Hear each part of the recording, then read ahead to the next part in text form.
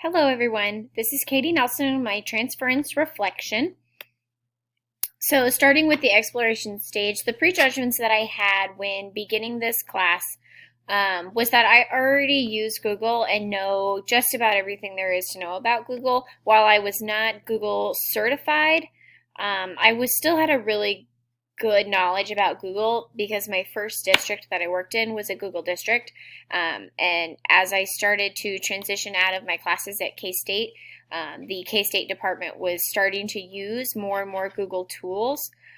So I felt like I was really familiar with Google and that there wasn't a whole lot that I was going to be able to learn or take away from this class. Plus, the district that I work in now is an Office district, an Office 365. So I was really struggling with how am I going to use Google when I work for an office district?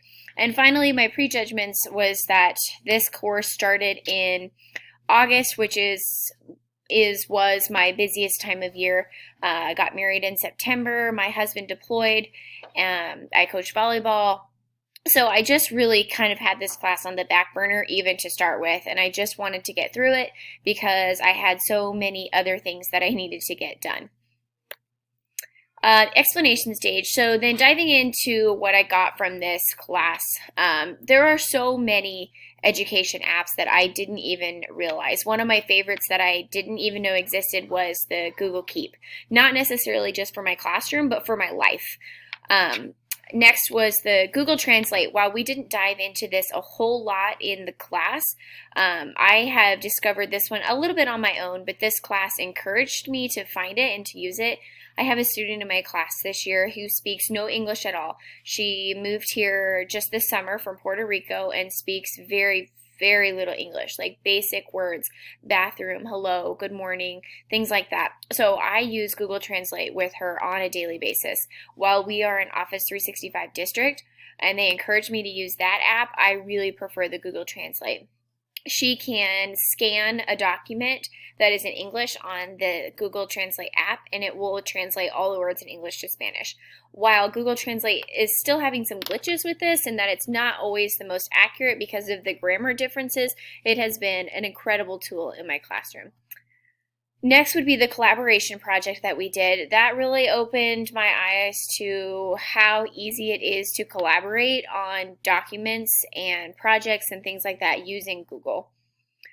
Google Sites really got me interested in possibly making a website for my classroom using Google Sites. Not sure how I could get away with that where we are a Office 365 district, but might be one of those things where I do it and then ask for forgiveness later.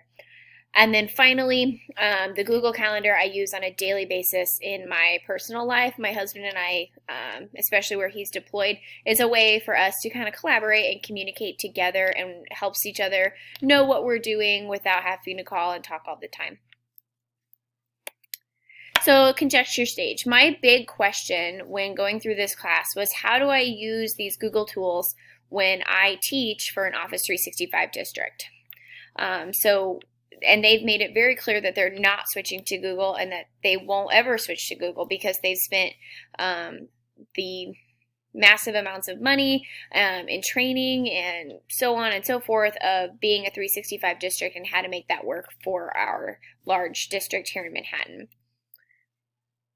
So I got to thinking about it.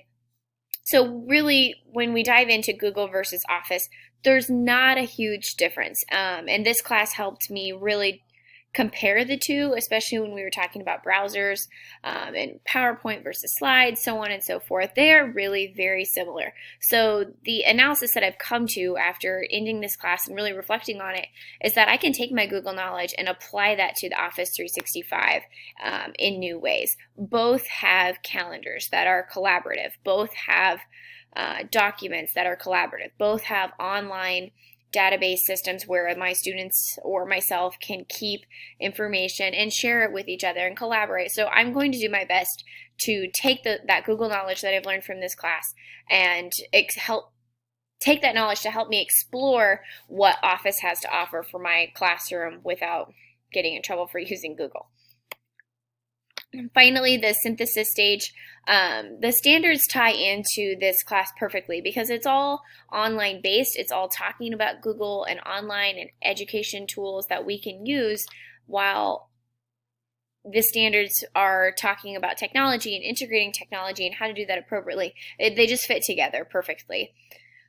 My main goals after reflecting back on this class is just more classroom collaboration. I am still just, I don't know if I'm afraid or what, but I need to dive in, especially now that my district has Office 365 and I'm familiar with Google collaboration. I need to just pick a project with my students and try it. And if it is a disaster, learn from it and move forward. Um, and then also in reflecting in this class, I wish that I had been more open-minded to begin with, and just wish that I hadn't been quite so busy and I could have applied myself and possibly I learned a lot more than I had. I hate to admit that I feel like I did the bare minimum just because of everything that I had going on in my life. But when it comes down to it, I learned a lot in this class and have a lot of goals in the back of my mind for technology and those standards that I want to use in my classroom on a daily basis. I hope you all have a happy holiday. Thank you.